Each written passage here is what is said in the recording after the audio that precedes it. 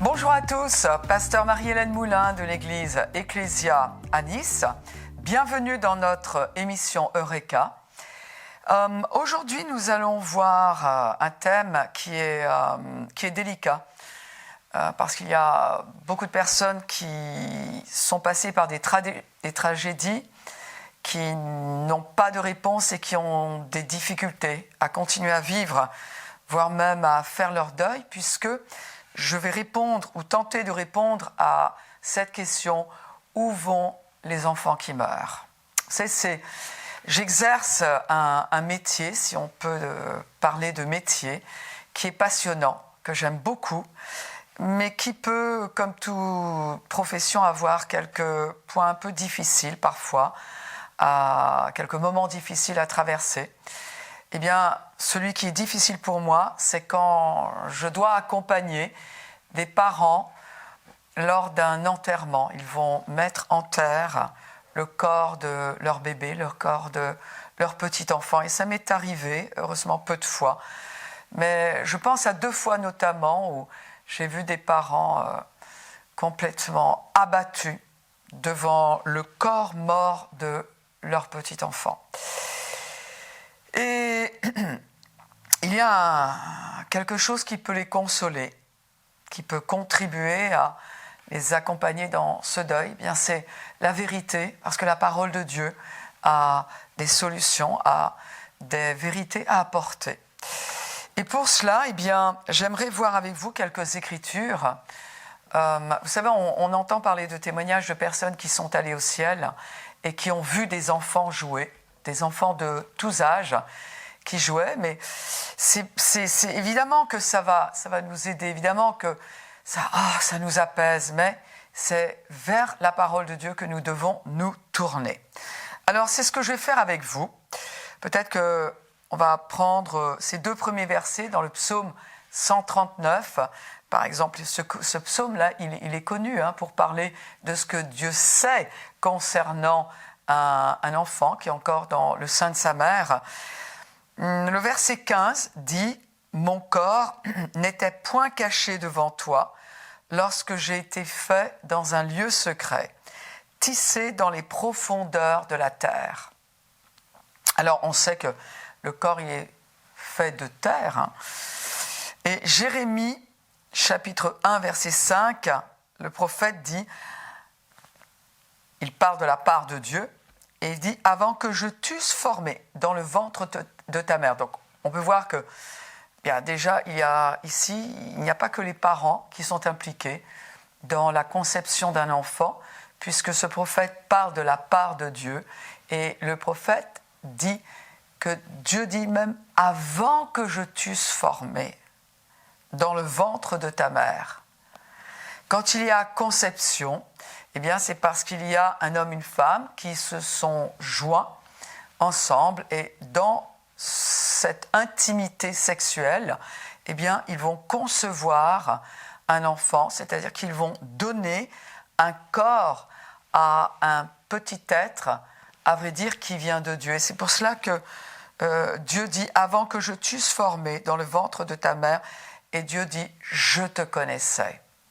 Les parents, eh bien, peuvent connaître physiquement et émotionnellement l'enfant quand celui-ci naît, c'est-à-dire non pas quand il existe, parce qu'il existe avant de naître, mais il existe physiquement pour eux quand ils peuvent le porter, quand ils peuvent le voir, c'est-à-dire à partir de la naissance. Toutefois, dans la pensée de Dieu, l'enfant existait avant même qu'il soit formé dans le ventre de sa mère. C'est ce que Dieu dit. Avant, je te connaissais. Avant que tu fusses sorti de son sein, je t'avais consacré, je t'avais établi, en ce qui concerne Jérémie, prophète des nations. On voit ici que l'enfant qui est conçu, eh bien, il est conçu sur une volonté humaine. Mais l'enfant, celui qui vient dans le corps qui est conçu par les parents, en revanche, il vient avec un plan parce qu'il vient de Dieu, il est connu de Dieu. Et on ne réalise peut-être pas suffisamment la collaboration qu'il y a entre Dieu et un homme et une femme dans la conception d'un enfant. Le fait qu'un enfant naisse dans cette dimension physique, dans cette dimension terrestre. Donc, l'enfant, il est connu de Dieu, avant même que les parents le connaissent. Et la Bible nous dit, ce verset-là, Genèse 3, 19, et il dit « Tu es poussière et tu retourneras à la poussière ». C'est ce qui a été dit à l'être humain. Et ce passage-là bien parle de ce qui est maintenant évident pour tous. Il y a cette notion de poussière, c'est temporaire, temporel, physique. Ce qui est physique, c'est-à-dire ce corps, il retourne à la poussière avec la mort. Mais il est aussi dit dans Ecclésiaste chapitre 12, verset 7 et bien ailleurs, avant que la poussière retourne à la terre comme elle y était et que l'esprit retourne à Dieu qui l'a donné. C'est-à-dire qu'il y a deux choses ici. Ce qui est mortel, le corps, retourne à sa mortalité, retourne à la terre d'où il est venu, même si c'est une belle terre, puisque les corps, ils sont beaux, mais en revanche, l'esprit va retourner à celui qui est son créateur. Il va retourner à son créateur, pour ceux qui ont rejeté Jésus, pour ceux qui ont rejeté la solution au péché, il va retourner au jugement final. Et sinon, pour quelqu'un qui est né de nouveau, au moment de la mort, il va être avec Christ. Il va retourner à Christ puisqu'il a déjà cette nature spirituelle de Christ qui s'appelle la vie éternelle. Et donc, quand quelqu'un meurt, quel que soit l'âge, à partir du moment où il a été créé, quand il meurt, il retourne à son Créateur.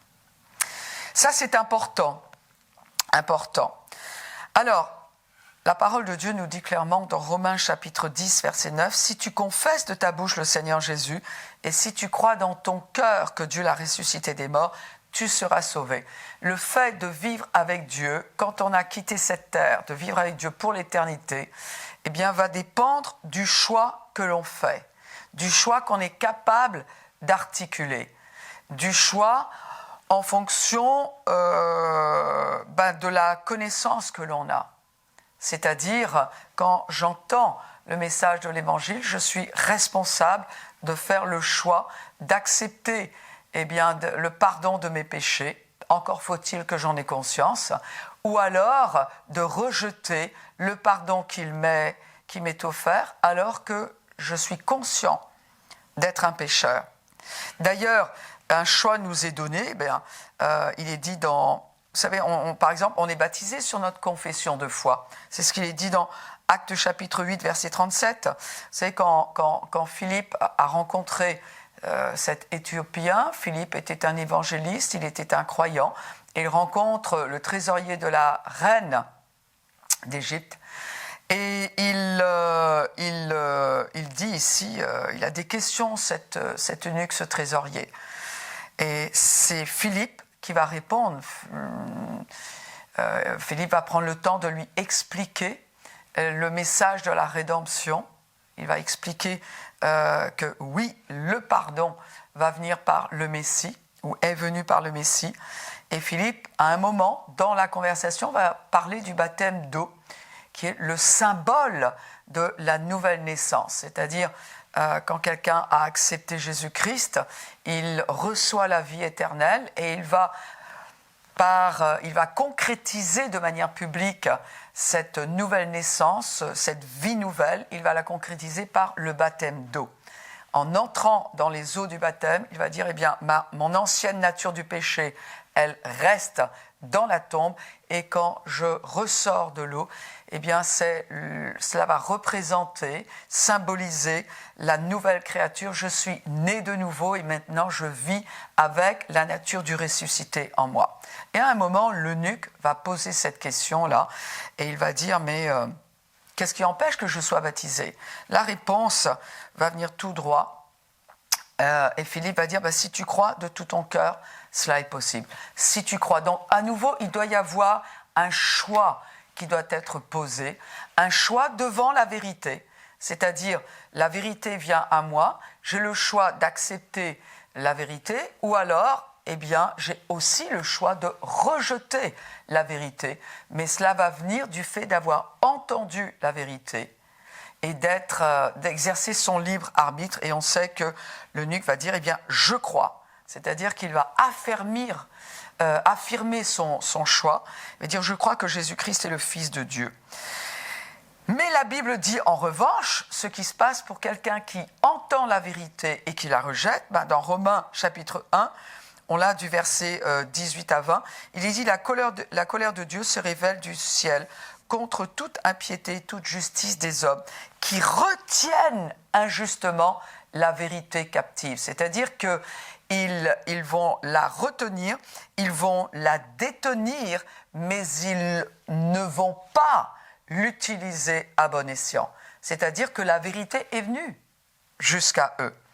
Et il est dit qu'alors, la colère de Dieu va se manifester envers ceux qui rejettent la vérité qui est venue jusqu'à eux. Et il nous est dit, ce qu'on peut connaître de Dieu est manifeste pour eux. Voyez-vous, Dieu ne s'en prend pas à celui qui ne sait pas. Dieu ne s'en prend pas à celui qui ne connaît pas. Dieu ne s'en prend pas à celui qui ne voit pas. En revanche, celui qui sait et qui dit « je ne veux pas », dans ces cas-là, il assume ses choix. Il est dit, car ce qu'on peut connaître de Dieu est manifeste pour eux, Dieu le leur ayant fait connaître, en effet, les perfections invisibles de Dieu, sa puissance éternelle et sa divinité, se voient comme à l'œil depuis la création du monde, quand on les considère dans ses ouvrages. Ils sont donc inexcusables. Donc, Dieu parle de gens qui ont entendu la vérité, qui ont vu la vérité et qui n'ont pas voulu aller plus loin dans cette vérité. Ici, notamment, il est parlé de tous ceux qui voient cette création, qui s'interrogent et qui ont la possibilité de dire, oui, il y a, je dirais, premièrement, une intelligence derrière. Donc, il y a un être vivant derrière. Et puis, ils ont cette connaissance. Pourquoi ? Qu'est-ce qui se passe ? Tout simplement, quand on voit la création, on voit les fleurs, on voit les animaux, on voit tout le cosmos, etc. Et la réaction, parce qu'il nous est dit dans Ecclésiaste chapitre 3, verset 11, que Dieu a laissé dans le cœur de tout être humain la pensée de l'éternité. Donc, à un moment, il y a cette pensée de l'éternité qui va venir. Et cette pensée-là va, je dirais, se réveiller à l'âge de la raison. Elle va commencer à se réveiller. C'est la raison pour laquelle, à l'âge de raison, donc à un âge très très jeune, il y a des enfants qui ont des questions existentielles. Mais maman, d'où venons-nous ? Papa, qu'est-ce qu'on fait sur Terre ? Est-ce qu'il y a quelque chose après ? Et donc, petit à petit, avec ces questions, Dieu va apporter des réponses. Mais ici, il est parlé d'hommes, il est parlé de gens qui sont adultes, qui ont des questions. Et avec les questions, la Bible dit « Demandez, vous recevrez, cherchez, vous trouverez, frappez et l'on vous ouvrira ». Avec les questions viennent les réponses. Donc quand quelqu'un se pose des questions sur la création, Dieu va il va se charger d'envoyer des gens qui ont les réponses et qui vont parler de celui qui nous a réconciliés avec Dieu, c'est-à-dire de ce que Dieu a fait à travers Jésus-Christ sur la croix. Et c'est pour cela qu'il y a des missionnaires qui vont un peu partout, il y a des gens qui vont partager la foi, et nous, chrétiens, nous avons ce devoir d'apporter une réponse à ceux qui ont des questions.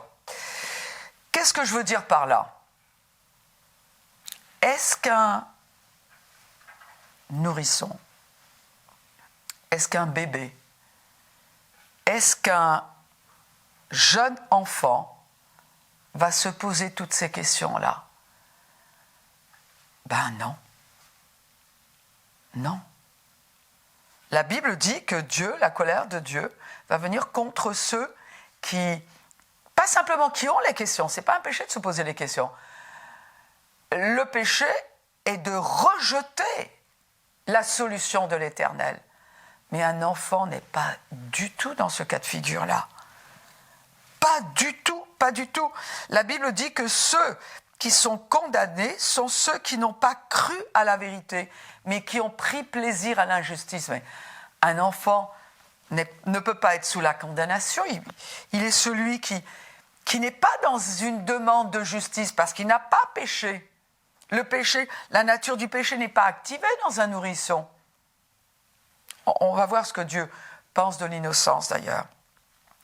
Il est dit dans 2 Thessaloniciens 2, il est dit que ceux qui périssent parce qu'ils n'ont pas accueilli l'amour de la vérité pour être sauvés. C'est-à-dire que quand la vérité se présente aux gens et que les gens la rejettent, eh bien, alors ils vont périr. C'est-à-dire qu'ils vont vivre leur éternité sans Dieu. Ils vont vivre leur éternité, eh bien, sans celui qu'ils ont rejeté. Et c'est juste.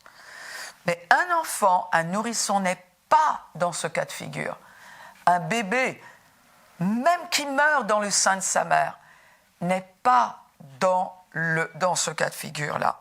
Donc, d'après la parole de Dieu, vous savez, on est sauvé en fonction du choix que l'on a fait et on est condamné en fonction du choix que l'on a fait.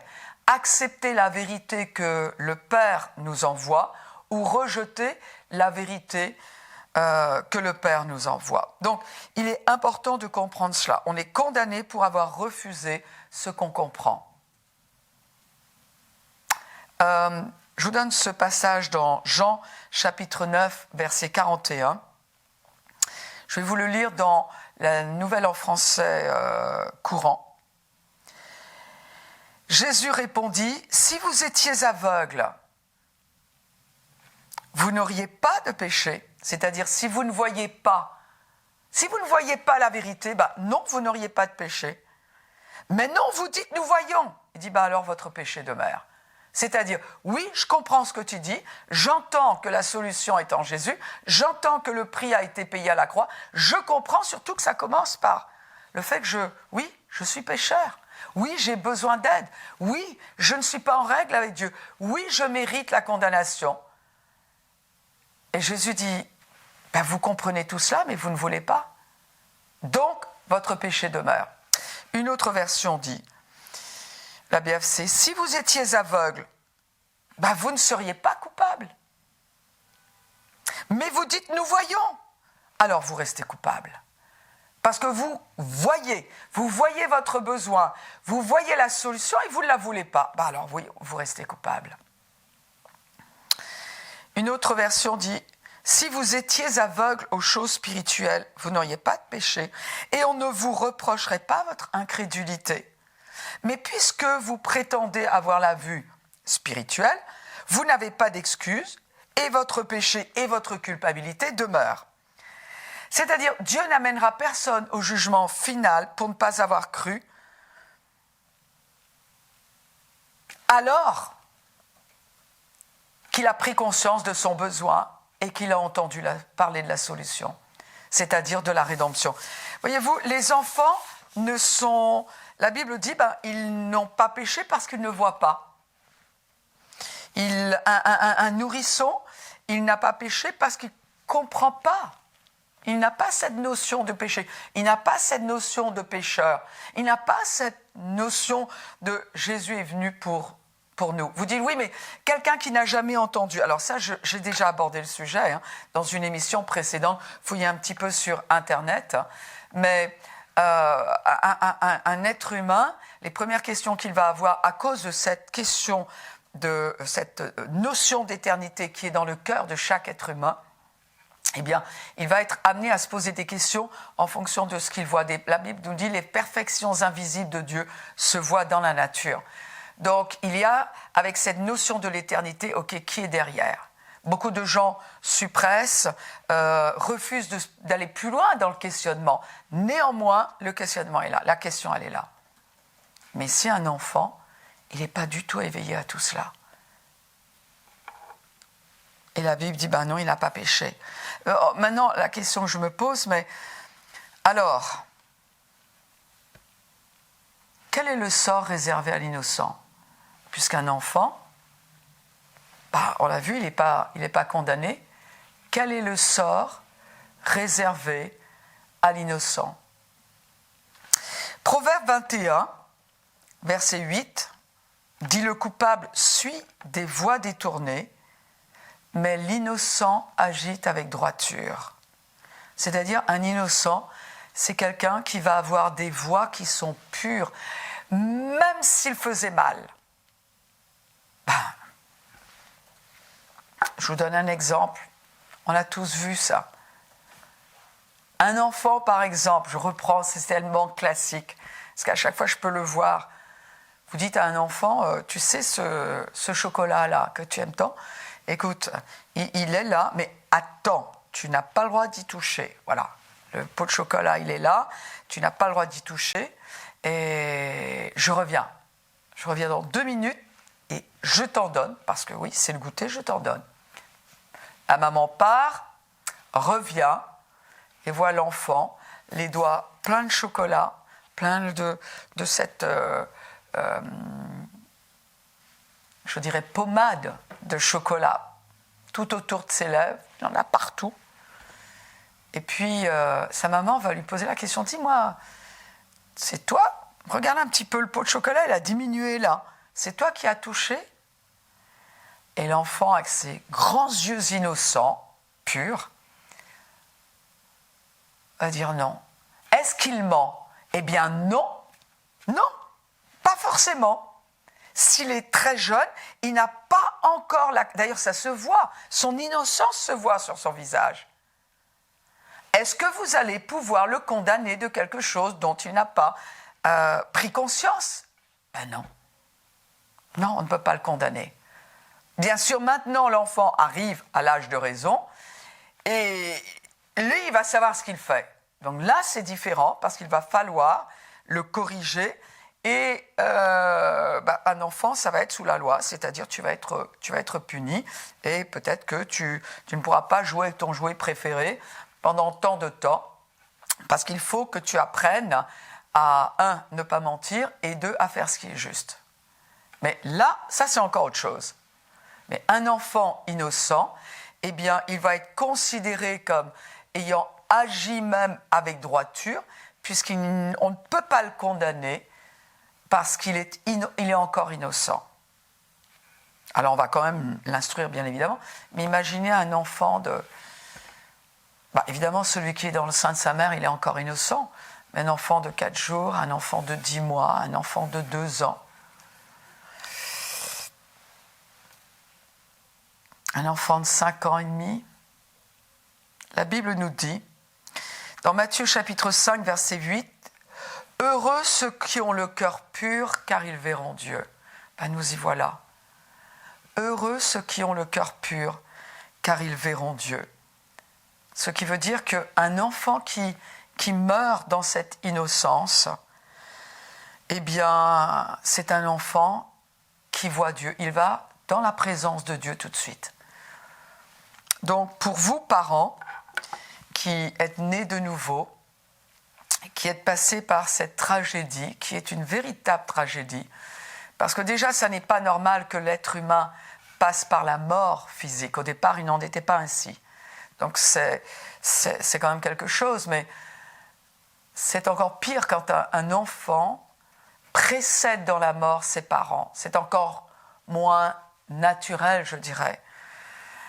Mais les parents peuvent trouver une consolation dans le fait que s'ils ont accepté Jésus-Christ, s'ils ont accepté le pardon des péchés qui se trouvent en Jésus-Christ, s'ils sont nés de nouveau, un élément de consolation est de se dire, eh bien, je reverrai mon enfant.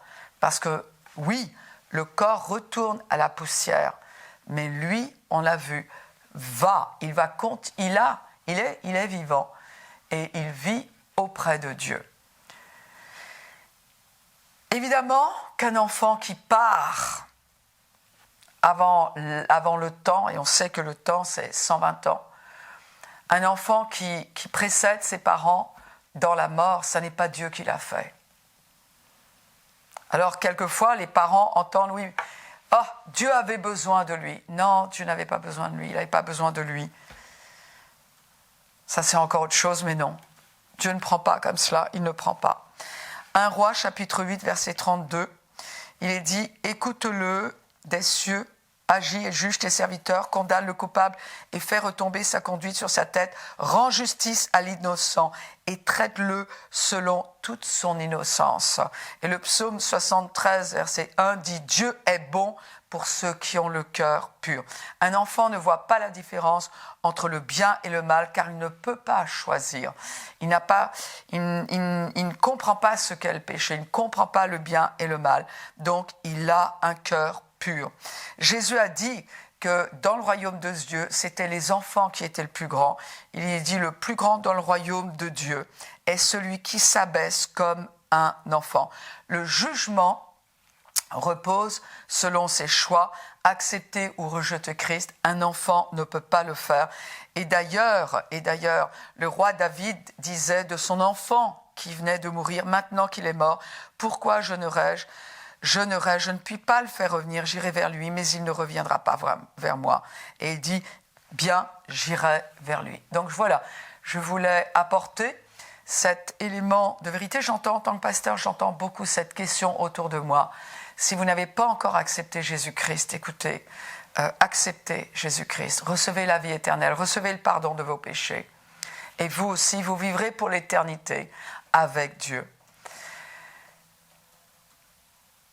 Si vous avez peut-être des commentaires à faire, moi je vous invite à écrire à ecclesia21.org et n'hésitez pas à revenir vers nous. En tout cas, merci d'avoir suivi cette émission et peut-être partagez-les, ces informations avec d'autres personnes que vous connaissez. Et je vous dis à très bientôt, que Dieu vous bénisse.